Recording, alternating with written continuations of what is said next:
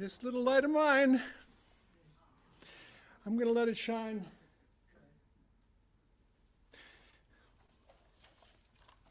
Good morning, folks. Welcome to Community Church of Boston. My name is Dean. I'm called the administrator or music director, or the one I like best is fake minister. I don't call myself reverend, I call myself irreverend. I don't even have a title for that, but I'm so glad to see all of you here for this really wonderful, remarkable event. So, welcome, our candle of hope and unity. My life flows on in endless song above earth's lamentations. I hear the real, though far off hymn that hails a new creation. Above the tumult and the strife, I hear its music ringing. It sounds an echo in my soul. How can I keep from singing? What though the tempest loudly roar? I hear the truth, it liveth. What though the darkness round me close? Songs in the night it giveth. No storm can shake my inmost calm, while to that rock I'm clinging. Since love is Lord of heaven and earth, how can I keep from singing? My favorite verse, when tyrants tremble sick with fear and hear their death knell ringing, when friends rejoice both far and near, how can I keep from singing? In prison cell and dungeon vile, our thoughts to them are winging, when friends by shame are undefiled, how can I keep from singing? It's so great to hear you singing, all these Folk Song Society folks and friends of Faith Petric. Let's sing that first verse again, just for me. My life flows on an endless song above earth's lamentations. I hear the real, though far off hymn that hails a new creation. Above the tumult and the strife, I hear its music ringing. It sounds an echo in my soul. How can I keep from singing? All right. Thank you. Well, we're at a landmark benchmark, which happens every 2 months when we have a brand new newsletter that just came out. It's always a huge sigh of relief. And the very first item on it is Singing for Justice, the documentary about Faith Petric that we're going to watch today. Just a little announcement. Next week, March 23rd, the program is called San Romero de las Americas, and that's the 24th is the anniversary of when Monsignor Romero was assassinated. And we were going to do Professor Jorge Cuellar, who is a Dartmouth professor of Latin American history from El Salvador. Unfortunately, Jorge had a family emergency, has to go to El Salvador to be with his ailing father. So we have a substitution who's also named Cuellar.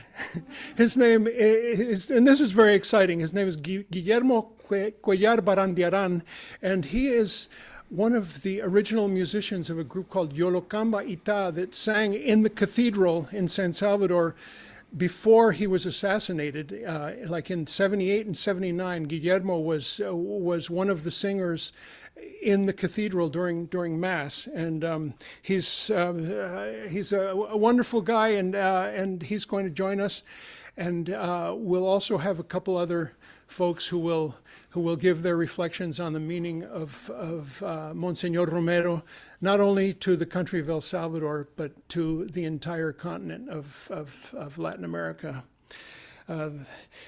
There's a bunch of other stuff. Take a copy home with you. I want to especially point out March 30th, these are all amazing. Reverend John Gibbons and Reverend Kevin Peterson. The title is Communitas by Way of Black Reparations, Public Ruminations on Boston Racism. The next weekend after that is, To Be Announced. You've heard of that, right? We're still working on that one, but we have some great leads. Next one after that, Philip Turney, who is one of the survivors of the USS Liberty, the reconnaissance vessel that was attacked by Israel in June 1967.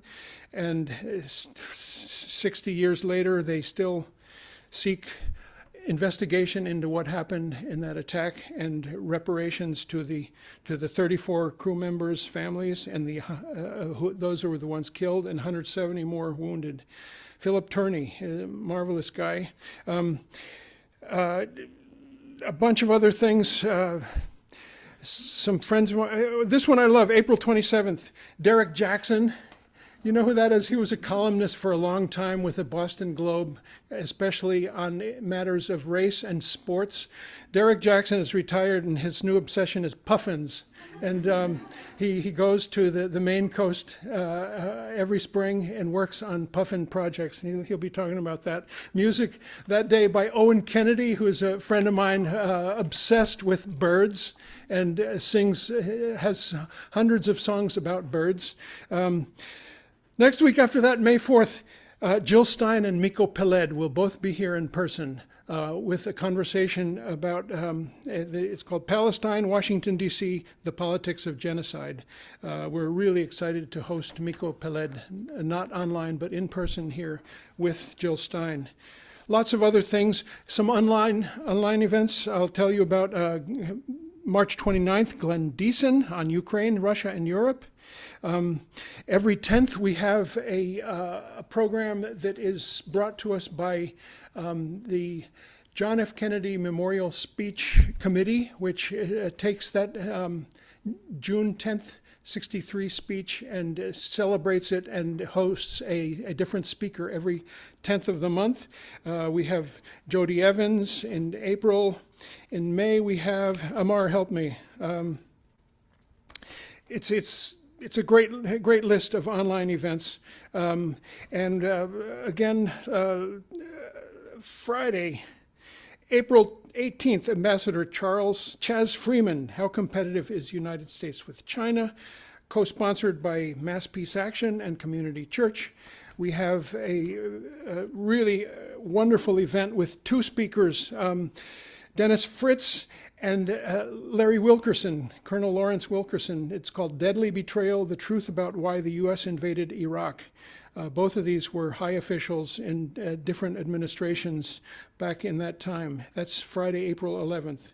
Chock full of stuff. So check out the paper newsletter. Leave us your email address, and we will get you hooked up to upcoming events that we're hosting here. It's just an exciting full plate of stuff that we're doing. This is the first time I'm back in person here since a little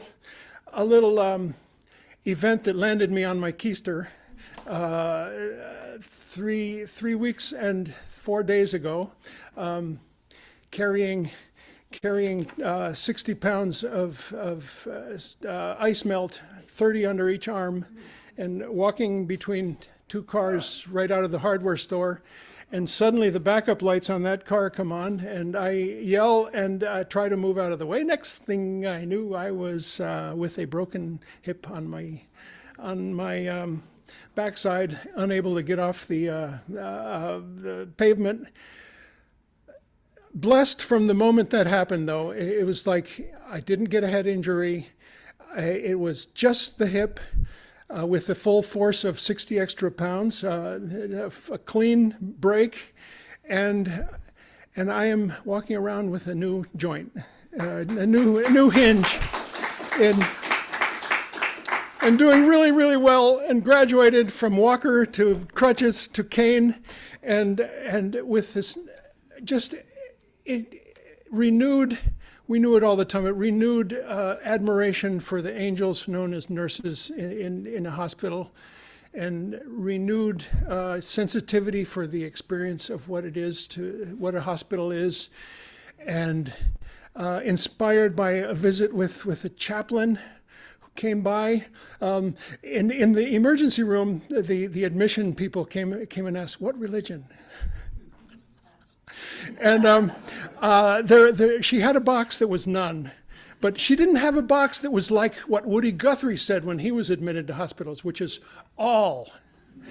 And that's the one I wanted. I don't know what she eventually put down, but anyway, I always call myself a Quaker Unitarian Zen Jutheist, but who, when in El Salvador, is very Catholic because of knowing that their faith was what brought a people in the wilderness through the darkest of times, and has them still up and going and inspiring to all of us who have visited those villages. So anyway, I got a visit from a chaplain in training who happened to be UU, and who happened to be from Tamworth, New Hampshire, and I happen to know a bunch of people there, and we just hit it off like crazy, and it was lovely. And I also got to tell her about Reverend Bill Alberts, who was our minister here for 10 years, and went on from here to be the head chaplain at Boston Medical Center for 20 years, and wrote a book about it that is somewhere over here.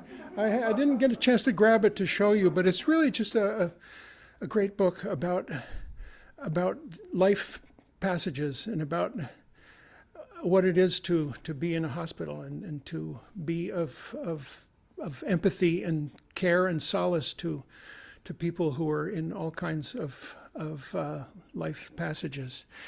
Okay, so I'm back here, and I get to do my little ritual again, which is the Gospel according to Eduardo Galeano. It's called Children of the Days, and it's a calendar it's called a Calendar of Human History, and it has a beautiful little paragraph for each day of the week, and this is March 16th, and it's called Storytellers.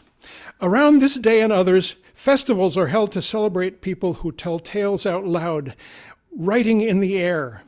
Storytellers have several divinities to inspire and support them. One is Rafuema, the grandfather who recounted the origin of the Huitoto people in the Araucania region of Colombia. Rafuema told the story that the Huitotos were born from the words that told the story of their birth. And every time he told it, the Huitotos were born again. Reminds me of the storyteller we had just a couple of weeks ago from Tamworth, New Hampshire. His name is Andy Davis, the retired director of the World Fellowship Center, and he had some wonderful stories, and that's a little part of what we do here, storytelling and poetry and dance and history and politics and religion. Imagine that. So one last announcement, that today there's a demonstration to free Mahmoud Halil. I'm sure you've all seen that we're regressing into a late 30s Germany, sort of a reality in this country, and let's get out and support Mahmoud Halil, green card holder, married to a U.S. citizen, 8 months pregnant, spirited away illegally for no reason at all. It's just a sorry thing that we are having to deal with these realities, and it'll keep happening until we speak our mind in no uncertain terms about how wrong and evil this trend is right now. It sort of reminds me of community church during the 50s. We were blacklisted. We were pegged as a front for the Communist Party. We were paraded in front of a State House committee that was sort of a spin-off of the DC committee. Several members were interrogated. Finally, in 1957, Reverend Donald Lothrop, who was our minister for 35 years, gave this very famous speech to the joint session of the the legislature on the State House. And it's a fiery speech. We have copies of it if you're interested. And it's basically, have you no decency, have you no shame? We are a church. I associate it with all kinds of people. Virtue, not guilt by association, he said. And I associate with all religions and with Marxists all the way to right-wing folks, and I applaud that. It was really a remarkable moment. I had my own, me, Dean, 3 minutes of fame recounting that at the State House about 4 years ago, where it was, the topic was anti-BDS legislation. I don't know if you remember that, but it's cookie cutter legislation put out by ALEC. You know ALEC, that says that the states are going to pass this legislation where if you're going to work for the state or be a contractor for the state, you have to sign almost a loyalty oath that you're not going to boycott Israel. It's just the most insidious trend, and a lot of states have that. Texas, a speech therapist who works at a school says, I won't sign that, and she gets fired. That sort of thing. So I was able to give this little speech where I was saying, I am a state contractor. I believe Israel should be boycotted. This legislation is wrong. Anyway, I gave my little 3-minute fiery speech, and that was my 5 minutes of fame. So there, at noon today, there's a demo right here in Copley Square in front of the library, as usually. At 2 p.m. I hope you will show your face, stand up and be counted. Also here in the auditorium at 2:30, we have a celebration of the life of Joan Livingston. Dear member, long-time member, wonderful, outspoken activist in the cloth, cut out of the cloth of Community Church, where we say, we do not have a social justice committee, we are a social justice committee, and that's sort of in our DNA. So that's at 2:30. I hope you all can join us if you're able. And there will be a wonderful dinner after that brought to us by Sandra Ruiz Harris, our president. And we will be remembering Joan and also celebrating Joan's wonderful life partner who was her caregiver during the last 3 years of her life. And that would be Charlie Welch, our dear treasurer of Community Church. On we go to the subject of today, which is Faith Petric. And I remember her so well from People's Music Network gatherings that happened back in the 80s and 90s every 6 months. And she would always come from California to attend those gatherings. And she seemed on in her years then, but she lived to be 97, 98 years old. And we have a documentary about her today, which I'm really thrilled that we were able to host, and we are also really thrilled that we were able to have all of you folks, most of who I don't even recognize, and just say welcome. And I bet for a lot of you, it's the first time you've been to Community Church, and get to know us and sign up on our mailing list. We'd be glad to be in touch with you and let you know where and when we're doing an event next. We have everything live streamed on Zoom and YouTube, so wherever it is that you live, you can join us, or you can come in person and enjoy 11 to 1 program and then stay for lunch afterwards. That's what we do and what we've done for a long time. So today is Faith Petric in this wonderful documentary, and we welcome this morning Estelle Freedman, who is involved in the making of this documentary. We won't be showing the documentary on the Zoom or the YouTube. We will go off during the showing for copyright reasons, but also because of the great news that this documentary will be shown on GBH. And the time is March 20th, which is in 4 days.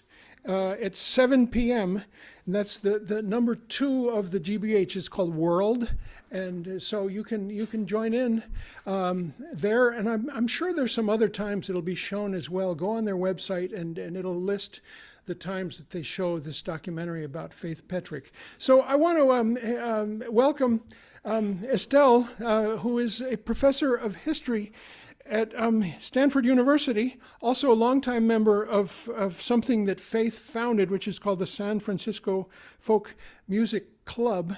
I also want to welcome a lot of you who come here because of the co-sponsorship by the Folksong Society of Greater Boston.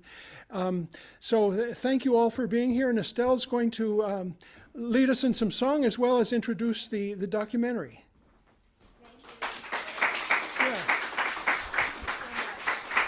Beautiful, thank you. Thank you all. Thank you all for being here. I want to be brief to get to the film, and then I'll do some Q&A before we do singing after the film.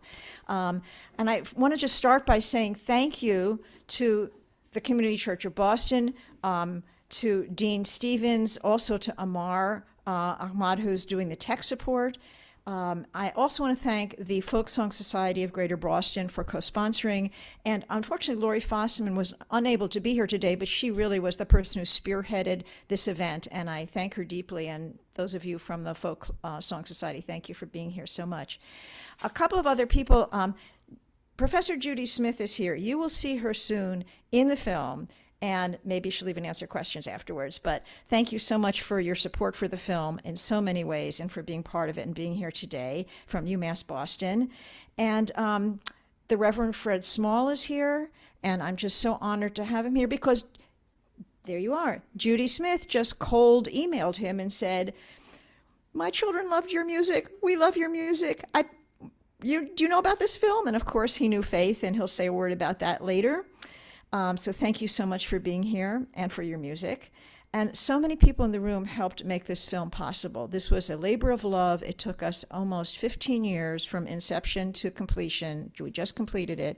And if I miss you, let me know. But Mickey and Stan Zeman, Jenna Moskowitz and Jacob Farmer all helped support this film. Catherine Peshkin is here, another supporter of the film. If there's anyone I've missed who's here who was a supporter, please wave your hand. But we had 400 plus individual contributors who helped make this possible. No big money behind it. It was all a big grassroots effort. My friend Eileen Levitt was a supporter. You didn't raise your hand, but I know you were.